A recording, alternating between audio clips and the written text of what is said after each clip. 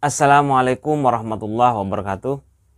Tantretan sedaja, ada raja-raja Madura yang merupakan keturunan bidadari.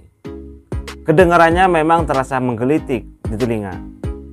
Hal ini cukup menarik karena tertulis dalam babat sejarah Madura, di mana raja-raja Bangkalan dan Pamekasan itu memiliki trah bidadari.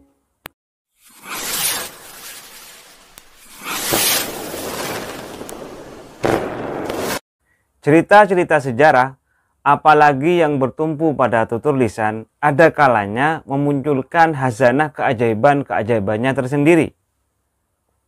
Ada sebuah cerita yang cukup menarik di Madura, yaitu cerita tentang Arya Menak Senoyo. Beliau ini adalah putra dari Panglima Perang Majapahit, yaitu Arya Damar. Arya Damar ini adalah putra Prabu Barwijaya, Raja Majapahit. Entah apa yang menjadi alasannya sehingga Arya Menak Senoyo ini memiliki ketertarikan untuk tinggal dan menetap di Madura.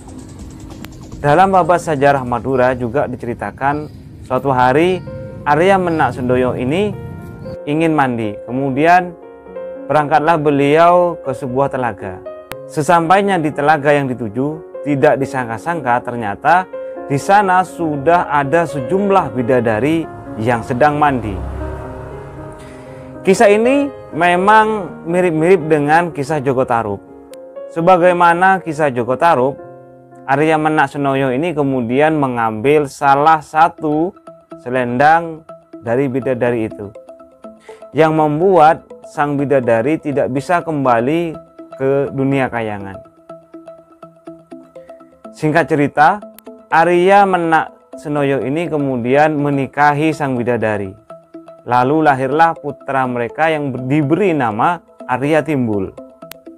Hubungan antara Arya Menak Senoyo ini dengan sang bidadari kemudian berakhir setelah sang bidadari menemukan selendang yang pernah hilang, yang ditaruh oleh Arya Menak Senoyo di lumbung padi. Menemukan selendangnya kembali, ini membuat sang bidadari kembali ke dunia kayangan. Dalam buku Babat Sampang diceritakan tentang sosok Lembu Peteng. Beliau ini juga putra Raja Majapahit, Prabu Barwijaya.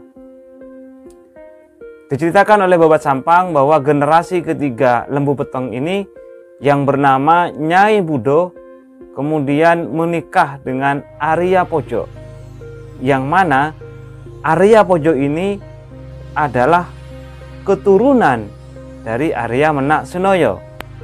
Dari pernikahan Arya Pojo dengan Nyai Budo ini kemudian melahirkan Ki Demang.